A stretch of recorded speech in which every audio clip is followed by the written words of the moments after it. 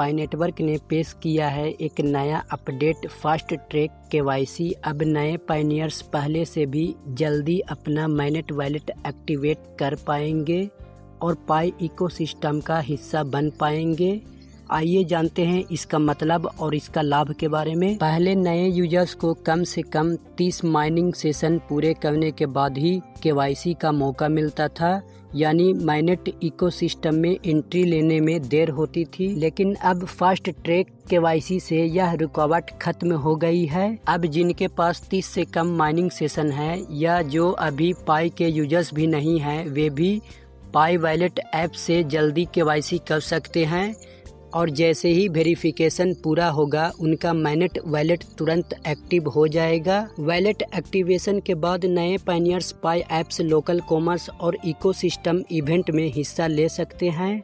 लेकिन ध्यान रहे, फास्ट ट्रैक केवाईसी से मैनेट माइग्रेशन अभी नहीं होगा। माइनिंग से जो पाई बैलेंस है वो तब तक ट्रांसफर नहीं होगा जब तक आप 30 माइनिंग सेशन पूरे करके स्टैंडर्ड केवाईसी चेकलिस्ट पूरा नहीं करते हैं। तब तक के लिए पाई बैलेंस जो है आपका ट्रांसफर नहीं होगा। स्टैंडर्ड केवाईसी चेकलिस्ट पूरा करना ही पड़ेगा, तभी आपका पाई ट्रांसफर हो पाएगा। हेलो पायनियर्स, स्वागत है आपका पाई नेटवर्क के दुनिया में।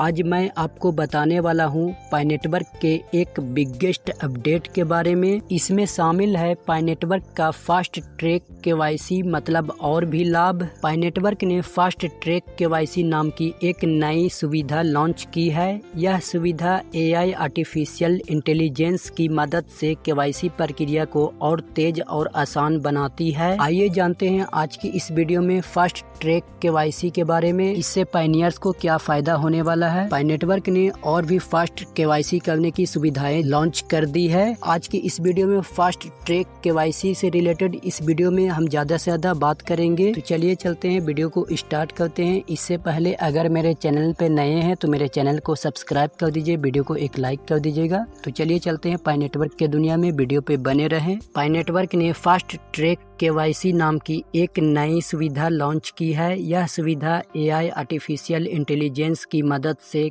केवाईसी प्रक्रिया को और तेज और आसान बनाती है। अब नए पायनियर्स, यूजर्स और यहाँ तक कि गैर यूजर्स, नन यूजर्स भी जल्दी से अपनी पहचान, आइडेंटिटी वेरीफाई कर सकते हैं और मैनेट वॉलेट को पहले से ही सक्रिय एक्टिवेट कर सकते हैं। यह अपडेट पाई नेटवर्क के उस मिशन का हिस्सा है जिसमें वे ज़्यादा से ज़्यादा लोगों को पहले ही इकोसिस्टम, ऐप्स, कॉमर्स इवेंट में लाने और साथ ही सिक्योरिटी स्टैंडर्ड को मजबूत बनाए रखने का काम कर रहे हैं। पहले नियम था कि किसी नए पायनियर्स को कम से कम 30 माइनिंग सेशन पूरा करने के बाद ही स्टैंडर्ड केवाईसी का आवेदन करने की अनुमति मिलती थी।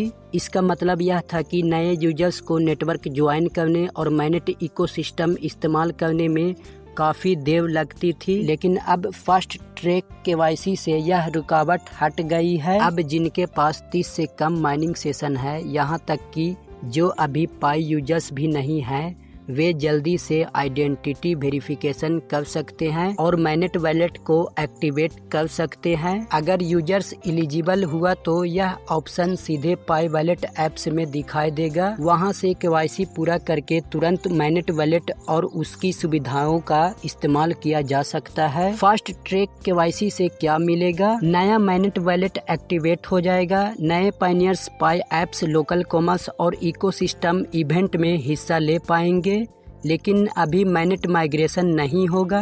माइनिंग से जो पाई बैलेंस जमा है वो तब तक ट्रांसफर नहीं होगा जब तक यूजर्स पूरा एलिजिबिलिटी 30 माइनिंग सेशन और स्टैंडर्ड केवाईसी चेकलिस्ट पूरा नहीं करता।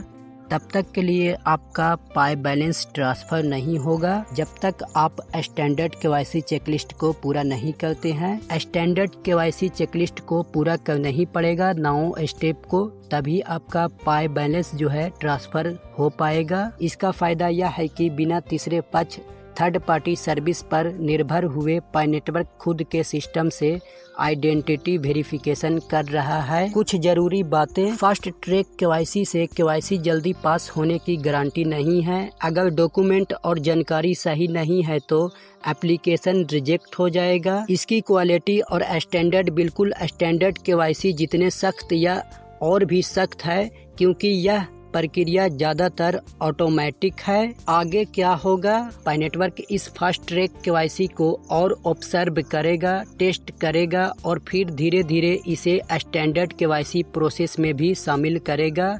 इससे मैनेट माइग्रेशन तेज होगा और मानव संसाधनों ह्यूमन वैलिडेटर्स पर दबाव कम होगा। नेटवर्क को मजबूत बनाने का मकसद है कि फास्ट ट्रैक केवाईसी का असली मकसद है कि ज़्यादा वेरीफाइड रियल यूजर्स लाना, डेवलपर्स को बड़ा ऑडियंस देना, ऐप्स और इकोसिस्टम का तेज़ी से इस्तेमाल और टेस्टिंग करना।